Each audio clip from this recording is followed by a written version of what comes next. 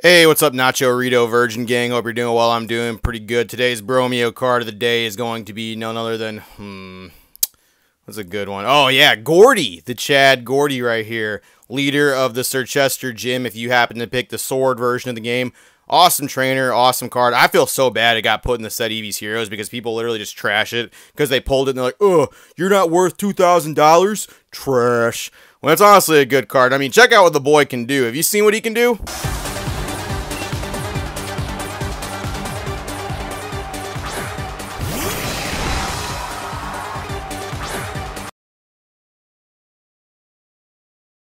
Damn! Yeah, some of the fit boys can't even do that stuff, and Clara likes him. Clara's like talking about him, and I'm like, ooh, man, Riz for days. Anyway, kind of just want to talk a little bit. I've been playing the shit out of Resident Evil 4. It's great, by the way, and I'm about to get back to that as soon as I'm done recording. But I want to talk about just people missing out on cards because it's something I've seen with a lot of people moving back to the English side, or going to Japanese, or going to Korean. Basically, what people are doing with their cards, a lot of people are extremely afraid of missing out on cards, especially with the prices and stuff. I just kind of wanted to weigh in as someone who's already done that and been around that, and it's nothing new for me. I've missed the fuck out of some cards. There were some cards that were dumb cheap back in the day when I was poor and eating off the dollar menu and just doing all kinds of shit, but, you know, what are you going to do now at this point? So people are really hesitant to, like, swap after they've been collecting things for a while, and I 100% get it.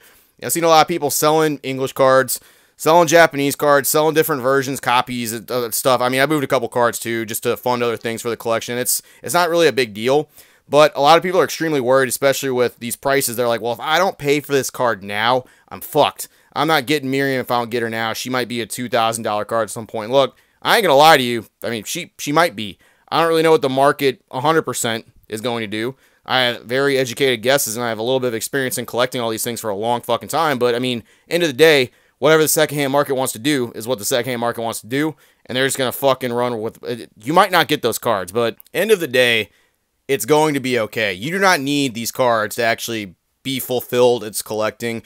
One thing I've noticed with our hobby is value is key. Value is just everything. It runs YouTube videos, it runs content, it runs how people present their openings, runs how people present their like whole space.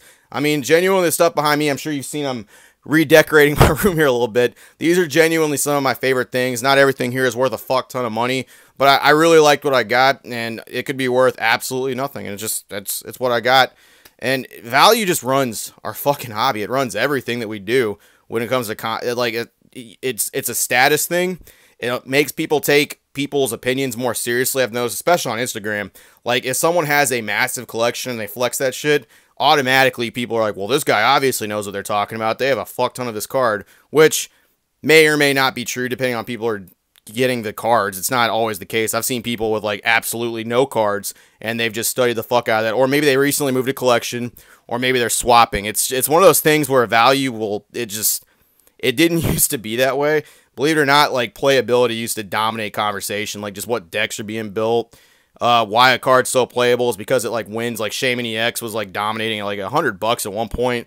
Then it dipped in price, kind of went back up. Then it left rotation and it went down again. It's just, man, value used to be, I don't want to say it's bad because we've talked about value before in the past. It's just, it's so rampant and definitive now that it's almost like your only guarantee in this hobby. I mean, just like look at like what openings and things do particularly well. I know some people are saying you can't really open cards on YouTube anymore with that stuff, and that's kind of true. The views have dipped a good little bit, but I swear if you have like certain things or certain high value cards or things that just aren't in print anymore, if you were smart and sat up some stuff and opened it up. I mean, Ryan's got a bunch of stuff that people were opening back in like 2016, 2015, 2014.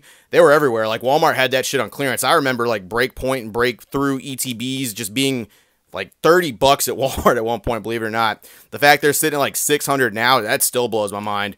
But it's true. It's very true. And just things change. Times change. What the cards people want, it fucking changes too. And then like FOMO is another thing that people get hung the fuck up on. It's something where people are like, well, if I just don't get these cards now, I will never get them. I'll give you a solid example. So the Poncho cards, like you may have seen them before. They're by Koki Saito. They're pretty dope. It's basically either got Eevees or Pikachu's cosplaying as other Pokemon. I have a couple of them. I had to pick my favorites back in the day because I was, once again, poor as shit. Didn't really have a ton of money. I have a couple. Picked our favorite 3 right here. We have them. We have the Charizard Y, the Mega Charizard Y. We have the Team Skull cosplay. And then we have the Alolan Vulpix. We also have the Eevee ones somewhere too. Those aren't mine. Those are Virginia's. She loves those. Those are her favorites. But we have these right here. And we picked these because they were our favorite. We picked these 3 boxes. We're like, fuck it. This is what we're going to get. We got these back in like 2017, 18, something like that. I can't remember exactly when we got it. When we actually got a little bit more money to throw towards cards. These are what we got. And just the value that they hold now is crazy. But I do think back sometimes and go like, fuck.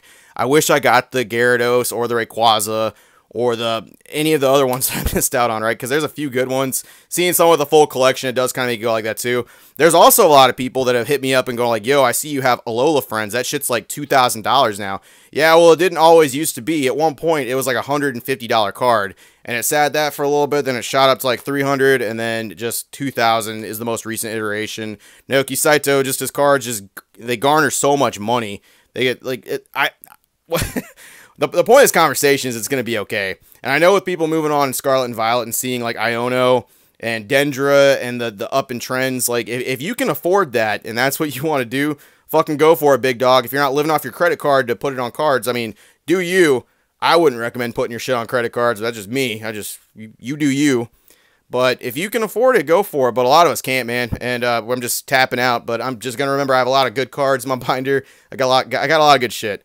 And no one's going to tell me my collection or what I've done or the things that I have or the things I've missed out on defines me as a content creator collection. It really shouldn't let it define you either. I know some people do that. Don't let them do that shit. Just want to talk. Just want to weigh in. It's okay if you miss some cards. It's okay if you think about prices that you missed. It's okay to reminisce on it.